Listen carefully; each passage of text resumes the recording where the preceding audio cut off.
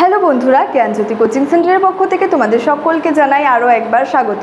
আজকের ক্লাসে তোমাদের সঙ্গে আলোচনা করব গুপ্ত যুগের অর্থনৈতিক অবস্থা সম্পর্কে, অর্থাৎ গুপ্ত যুগের যে আর্থিক অর্থনৈতিক অবস্থা কেমন ছিল বা ইকোনমিক কন্ডিশন কেমন ছিল এটা নিয়েই আলোচনা করব। দেরি না করে শুরু করছি আজকের ক্লাসটি। দেখো, এক্ষেত্রে প্রথমে বলা যায় যে এই যে গুপ্ত যুগের যে অর্থনৈতিক অবস্থা রয়েছে, এই অর্থনৈতিক অবস্থা আমরা কিসের উপর ভিত্তি করে জানতে পারি, কোন কোন উপাদানগুলি থেকে আমরা এই গুপ্ত যুগের অর্থনৈতিক অবস্থা সম্পর্কে জানতে পারি। বলা হয়েছে দেখো, বিভিন্ন স্মৃতিশাস্ত্রগুলি থেকে গুপ্ত যুগে ভারতের অর্থনৈতিক অবস্থার পরিচয় পাওয়া যায়। অর্থাৎ বিভিন্ন যে সমস্ত স্মৃতিশাস্ত্রগুলি রয়েছে, যেমন মনুস্মৃতি, যাজ্ঞবল্ক্য স্মৃতি, নারদ স্মৃতি, বিভিন্ন স্মৃতিশাস্ত্র রয়েছে, তো সেগুলি থেকেই কিন্তু বলা যায় যে এই যে গুপ্ত যুগে ভারতের অর্থনৈতিক অবস্থা বা অর্থনৈতিক ব্যবস্থা কেমন ছিল এটা সম্পর্কে কিন্তু জানা যায়।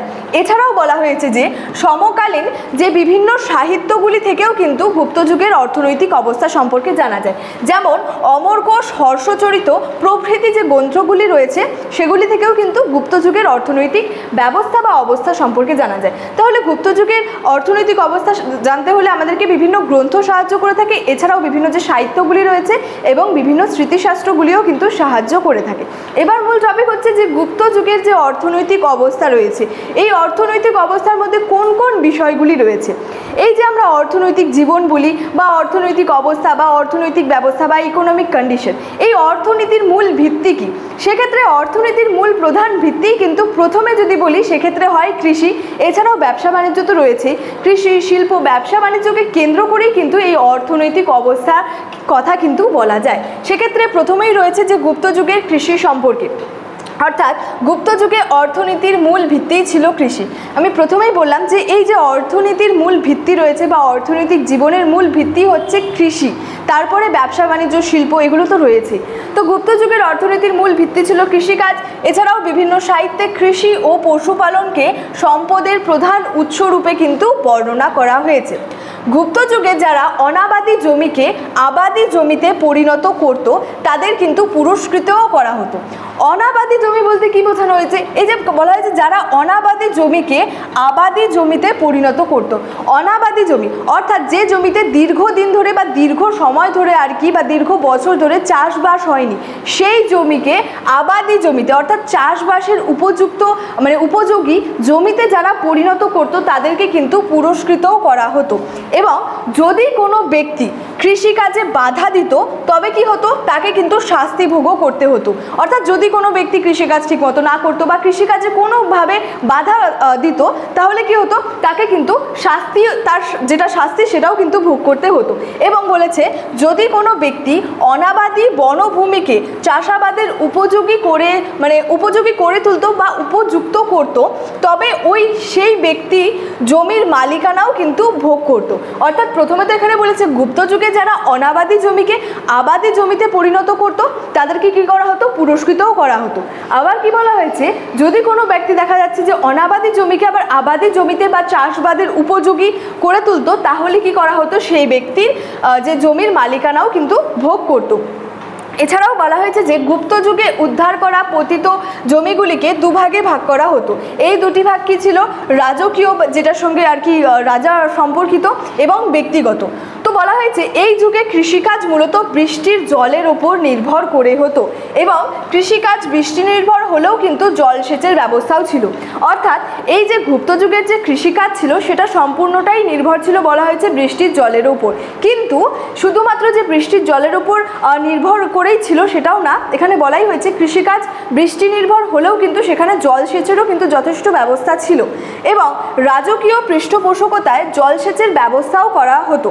গুপ্ত যুগে বিভিন্ন ধরনের ফসল উৎপাদন করা হতো। যেহেতু কৃষিকাজ, এক্ষেত্রে কৃষিকাজ বলা যায় যে যথেষ্ট সম্প্রসারিতই ছিল, যথেষ্ট ভালো ছিল। তো সেক্ষেত্রে কি হতো যে চাষবাসের ফলে তো বিভিন্ন ফসল উৎপন্ন হবে, তো সেখানে বলাই হয়েছে গুপ্ত যুগে কিন্তু বিভিন্ন ধরনের ফসলও কিন্তু উৎপাদন করা হতো।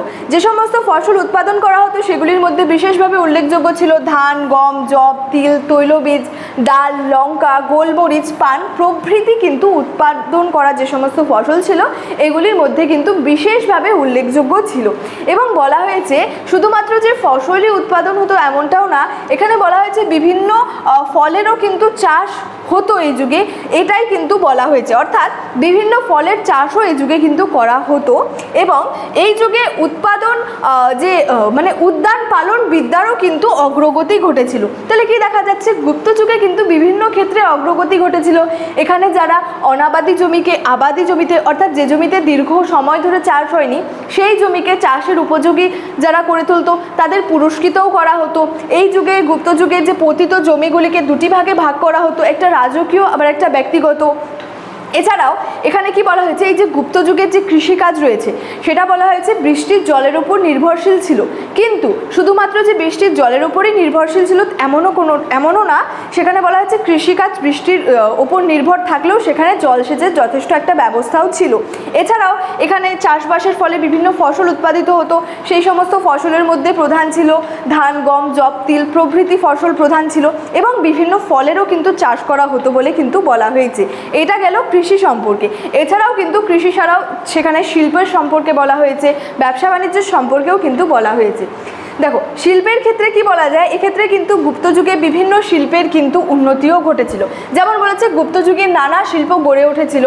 বাণভট্টের যে হর্ষচরিত, হিউয়েনসাংয়ের বিবরণ ইত্যাদি থেকে গুপ্ত যুগের শিল্প সম্পর্কে জানা যায়। তাহলে গুপ্ত যুগের অর্থনৈতিক অবস্থা সম্পর্কেও বিভিন্ন স্মৃতিশাস্ত্র, বিভিন্ন সাহিত্য থেকে জানা যায়। ঠিক তেমনই শিল্প সম্পর্কেও জানা যায় কোথা থেকে, বাণভট্টের যে হর্ষচরিত রয়েছে, এছাড়াও হিউয়েনসাংয়ের যে বিবরণ রয়েছে CU কি, সেখান থেকেও কিন্তু এই গুপ্ত যুগের শিল্প সম্পর্কে জানা যায়। এবং বলা হয়েছে এই যুগে বস্ত্র শিল্পের যথেষ্ট উন্নতি ঘটেছিল বলে জানা যায়। ভারতের তুলো, লিনেন, এছাড়াও সিল্ক, পশম, রেশম প্রভৃতি কিন্তু দেশ বিদেশ থেকে বেশ জনপ্রিয় ছিল এবং এই যুগে শিল্পীরা চর্মশিল্পেরও যথেষ্ট দক্ষতা অর্জন করেছিল। ধাতু শিল্পেরও বেশ জনপ্রিয়তা এই যুগে লক্ষ্য করা গিয়েছিল বা এই যুগে ছিল। বণিকরা কী করতো, নিজেদের প্রয়োজনে গিল্ড, যেটা সংগঠন একটা ছিল এই গুপ্ত যুগে, সেটা ছিল হচ্ছে গিল্ড, তো সেই গিল্ড গঠন করেছিল। এছাড়াও গুপ্ত যুগের অর্থনীতিতে শিল্পী ও কারিগরেরা যথেষ্ট কিন্তু প্রভাব ফেলেছিল। এই যুগে কি হয়েছিল, কারিগরি শিল্পে ব্যক্তিগত উদ্যোগী কিন্তু প্রধান ছিল। তাহলে এই যে গুপ্ত যুগে যে বিভিন্ন শিল্পের যে উন্নতি লক্ষ্য করা গিয়েছিল বা বিভিন্ন শিল্প যে গড়ে উঠেছিল, সেই শিল্পগুলির মধ্যে কি কি শিল্প ছিল, সেই শিল্পগুলির মধ্যে ছিল বস্ত্র বয়ন শিল্প 1 নম্বর। এছাড়াও ধাতু শিল্পের কথা বলা হয়েছে, চর্মশিল্পের কথাও কিন্তু বলা হয়েছে। এছাড়াও কি বলা হয়েছে, বণিকদের যে নিজেদের প্রয়োজনে তারা কি করতো, গিল্ডও কিন্তু গঠন করতো। নেক্সট হচ্ছে ব্যবসা বাণিজ্য বা বাণিজ্য। তো গুপ্ত যুগের যে বাণিজ্য ছিল সেটা ছিল বেশ সমৃদ্ধ লাভ করেছিল এবং বাণিজ্যের ব্যাপক এখানে প্রসারও কিন্তু ঘটেছিল। তাহলে গুপ্ত যুগে কৃষি ক্ষেত্রেও সেখানে একটা উন্নতি লক্ষ্য করা যায়, শিল্পের ক্ষেত্রেও যথেষ্ট উন্নতি লক্ষ্য করা যায়, এমনকি ব্যবসা বাণিজ্যেরও কিন্তু একটা ব্যাপক প্রসারও কিন্তু এখানে ঘটেছিল বলে কিন্তু বলা হয়েছে। মূলত কি বলা হয়েছে, জলপথের মাধ্যমেই কিন্তু এই যুগে অভ্যন্তরীণ এবং বৈদেশিক বাণিজ্য কিন্তু সম্পন্ন হতো। এখানে বলেছে প্রথম দিকে যে জলপথের মাধ্যমে এখানের যে অভ্যন্তরীণ এবং বৈদেশিক বাণিজ্য সেটা সম্পন্ন হতো। শুধুমাত্র জলপথের মাধ্যমেই নয়, স্থলপথের মাধ্যমেও কিন্তু এই যুগে ব্যবসা বাণিজ্য চলতো। তাহলে এই যে গুপ্ত যুগের যে ব্যবসা বাণিজ্য রয়েছে সেটা যেমন জলপথে চলতো, ঠিক তেমনই স্থলপথে, অর্থাৎ উভয় পথেই কিন্তু এই গুপ্ত যুগের ব্যবসা বাণিজ্যটা চলতো। বলা হয়েছে গঙ্গা, যমুনা, কৃষ্ণা, কাবেরী নদীর জলপথ ব্যবহার করা হতো। তাহলে এই যে জলপথের মাধ্যমে এই যে গুপ্ত যুগের যে ব্যবসা বাণিজ্যটা চলতো সেটা কোন কোন নদীর জলপথ ব্যবহার করা হতো, গঙ্গা, যমুনা, কৃষ্ণা, কাবেরী নদীর কি হতো, জলপথটা কিন্তু ব্যবহার করা হতো। এবং গুপ্ত যুগে কি বলা হয়েছে, বহির্বাণিজ্যের প্রধান কেন্দ্রগুলি ছিল পূর্ব উপকূলের তাম্রলিপ্ত এবং পশ্চিম উপকূলের যে কচ্ছ যেটা ছিল সেটা। তাহলে গুপ্ত যুগে বহির্বাণিজ্যের ক্ষেত্রে কি বলা হয়েছে, প্রধান কেন্দ্রের কথা বলা হয়েছে পূর্ব উপকূলের তাম্রলিপ্তের কথা, এছাড়াও পশ্চিম উপকূলের কথা। এবং এছাড়াও বলা হয়েছে ঘণ্টাশাল, কাদুরু, কল্যাণ, ক্যাম্বে প্রভৃতি বন্দরগুলির মাধ্যমে কিন্তু ব্যবসা বাণিজ্য চলতো। তাহলে ব্যবসা বাণিজ্য কতটা উন্নত মানের ছিল এর থেকেই কিন্তু বোঝা যায় যে যেমন জলপথে ব্যবসা বাণিজ্য হতো তেমন স্থলপথে হতো, জলপথে কোন কোন নদীর মাধ্যমে হতো, কোন কোন বহির্বাণিজ্যের প্রধান কেন্দ্রগুলি কি ছিল, এছাড়াও কোন কোন বন্দরগুলির মাধ্যমে বিশেষভাবে এখানে ব্যবসা বাণিজ্য চলতো, সম্পূর্ণটা কিন্তু ডিটেলসে বলা হয়েছে। এছাড়াও বলেছে সমুদ্রপথে বাণিজ্যের বাণিজ্যের মধ্যে কিন্তু ভূমধ্যসাগরীয় জলপথ ছিল প্রধান। তাহলে এই যে সমুদ্রপথে যে ব্যবসা বাণিজ্যটা চলতো সেটার মধ্যে প্রধান কি ছিল, যে ভূমধ্যসাগরীয় জলপথটাই কিন্তু ছিল প্রধান। এবং গুপ্ত যুগে কি হতো, ভারতের রপ্তানি দ্রব্যের মধ্যেও প্রধান ছিল হচ্ছে মূল্যবান পাথর, গোলমরিচ, সুতি বস্ত্র, চন্দন কাঠ, মশলা প্রভৃতি কিন্তু যে প্রধান ছিল। এছাড়াও আমদানিকৃত দ্রব্যও ছিল, যেমন হাতির দাঁত ছিল, নীলকান্ত মণি ছিল, তামা, চীনের যে রেশম প্রভৃতি কি হতো, মানে আর কি আমদানিকৃত দ্রব্যের মধ্যে কিন্তু প্রধান ছিল। তাহলে গুপ্ত যুগে কি দেখা যাচ্ছে, ব্যবসা বাণিজ্যটা জলপথের মাধ্যমেও চলছে, আবার স্থলপথের মাধ্যমেও চলছে, বিভিন্ন বন্দরগুলির মাধ্যমে চলছে, বিভিন্ন জলপথে বিভিন্ন নদীর মাধ্যমে সেখানে ব্যবসা বাণিজ্যটা চলছে। সেখানে বলা হয়েছে যে আমদানিকৃত দ্রব্যের মধ্যে কি কি প্রধান ছিল, মূল্যবান পাথর, গোলমরিচ, সুতি বস্ত্র প্রভৃতি। এছাড়াও ওটা রপ্তানি দ্রব্যের মধ্যে ছিল মূল্যবান পাথর, গোলমরিচ বিভিন্ন। এছাড়াও আমদানিকৃত দ্রব্যের মধ্যে ছিল হাতির দাঁত, নীলকান্ত মণি, তামা প্রভৃতি কিন্তু ছিল। তাহলে সব শেষে কি বলা যায় বা পরিশেষে বলা যায় যে এই যে গুপ্ত যুগের যে ব্যবসা বাণিজ্য মানে অর্থনৈতিক অবস্থা যেটা রয়েছে সেটা বেশ উন্নত মানেরই ছিল। এর থেকেই জানা যায় সেখানে কৃষিরও যথেষ্ট প্রসার ঘটেছিল, শিল্পের ক্ষেত্রেও বিভিন্ন শিল্প এখানে গড়ে উঠতে দেখা গিয়েছিল। এছাড়াও ব্যবসা বাণিজ্যেও যথেষ্ট এখানে কিন্তু প্রসার ঘটেছিল বলেই কিন্তু বলা হয়েছে।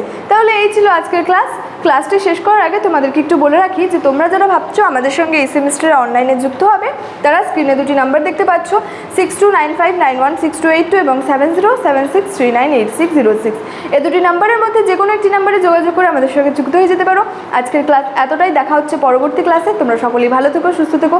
Thank you so much, thanks for watching.